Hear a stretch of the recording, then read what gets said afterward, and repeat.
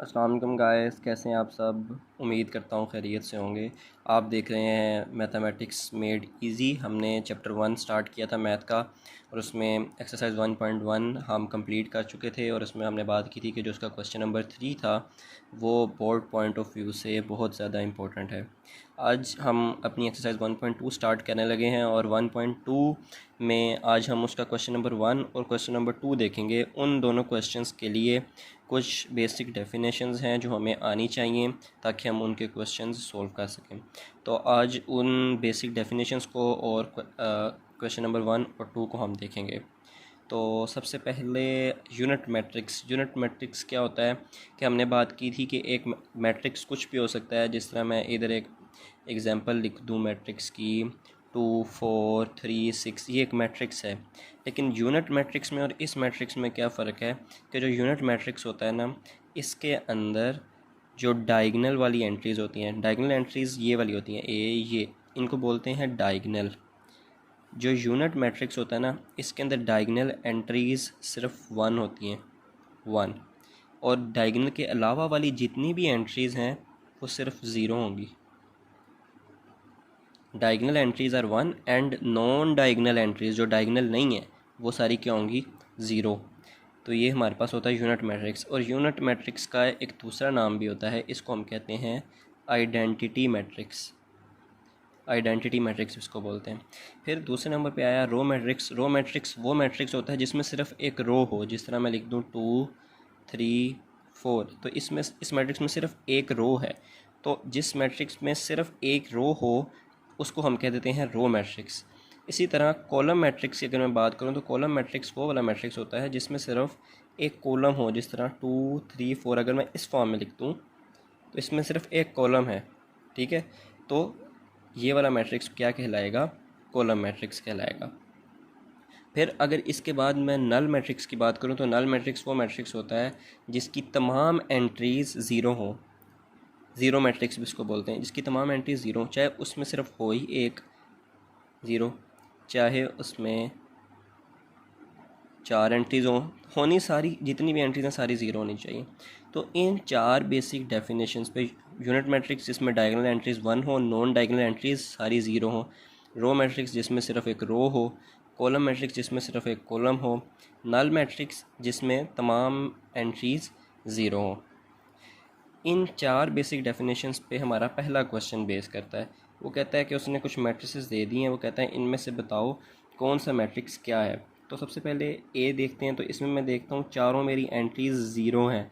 तो मैंने पढ़ा जिसमें सारी एंट्रीज ज़ीरो हों वो मैट्रिक्स कौन सा होता है, नल मैट्रिक्स। तो इसका नाम मैं लिख दूँगा, ये है नल मैट्रिक्स। फिर इसी तरह अगर मैं दूसरा देखूं तो इसके अंदर इस मैट्रिक्स में सिर्फ मुझे एक रो नज़र आ रही है। तो जिसके अंदर सिर्फ एक रो नज़र आए वो क्या है, रो मैट्रिक्स। तो इसका नाम लिख दूंगा रो मैट्रिक्स। फिर इसी तरह तीसरा वाला है सी। इसमें मुझे सिर्फ और सिर्फ एक कॉलम नज़र आ रहा है। तो जिसमें मुझे सिर्फ और सिर्फ एक कॉलम नज़र आए वो वाला मैट्रिक्स था कॉलम मैट्रिक्स। तो इसके साथ मैं लिख दूंगा कॉलम मैट्रिक्स। फिर नीचे वाली लाइन पे डी में मुझे डायगोनल एंट्रीज़ 1 और नॉन डायगोनल एंट्रीज़ 0 नज़र आ रही हैं। तो ये वाला मैट्रिक्स मेरे पास क्या होगा, आइडेंटिटी मैट्रिक्स, या फिर इसका दूसरा नाम क्या था, यूनिट मैट्रिक्स। यूनिट मैट्रिक्स, ठीक है। फिर ई में देखूं तो इसमें है ही एक वैल्यू और वो क्या है, ज़ीरो। तो जिसमें सारी वैल्यू ज़ीरो थी, चाहे एक हैं चाहे 4 हैं, तो वो हमारे पास था नल मैट्रिक्स। तो इसका क्या नाम लिख दूंगा, नल मैट्रिक्स। और एफ़ जो इस पार्ट का लास्ट क्वेश्चन है वो, उसमें सिर्फ मुझे एक कॉलम नज़र आ रहा है। तो जिसमें मुझे सिर्फ एक कॉलम नज़र आए तो वो मेरे पास था कॉलम मैट्रिक्स। तो इसको मैं लिख दूँगा कॉलम मैट्रिक्स, ठीक है।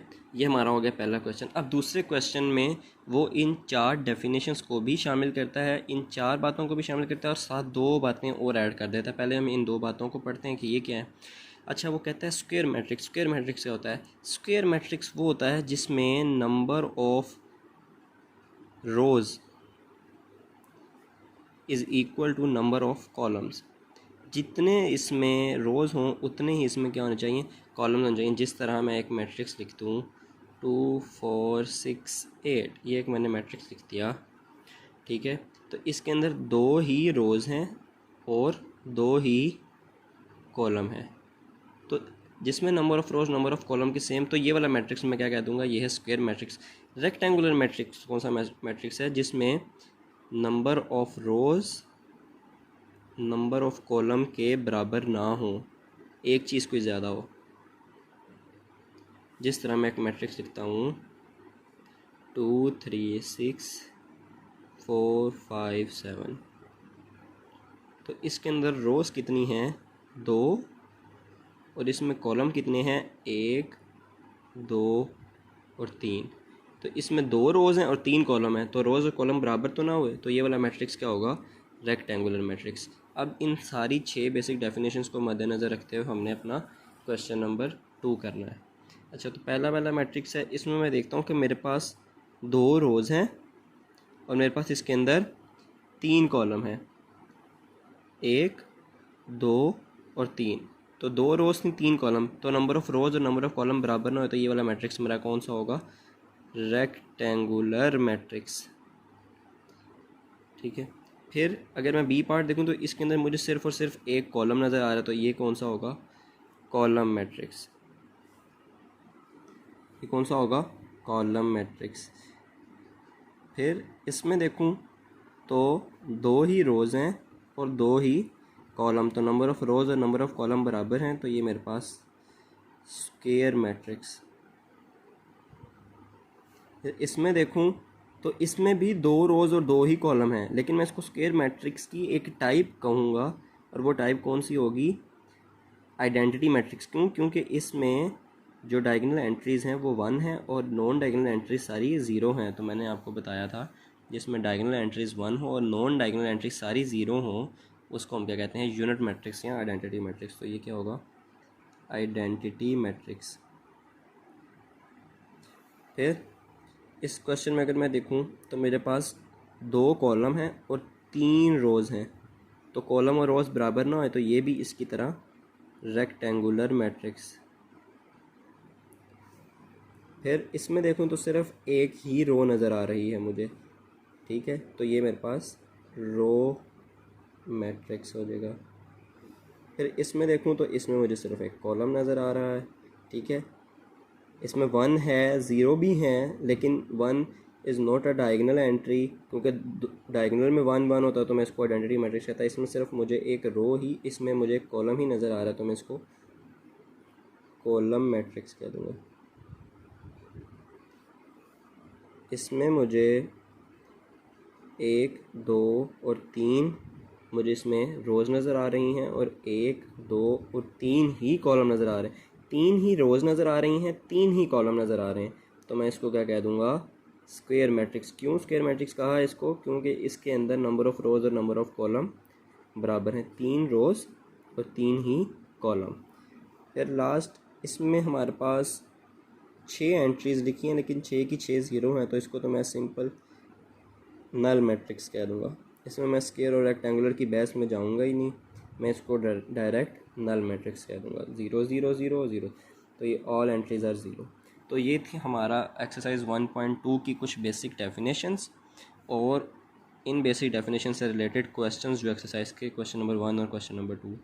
तो उम्मीद करता हूँ आपको समझ आई होगी। अगर आपको फिर भी किसी किस्म की कोई क्वेरीज में रह गई है तो आप कमेंट सेक्शन में मुझसे ज़रूर पूछें। तो अगली वीडियो तक के लिए अल्लाह हाफ़िज़।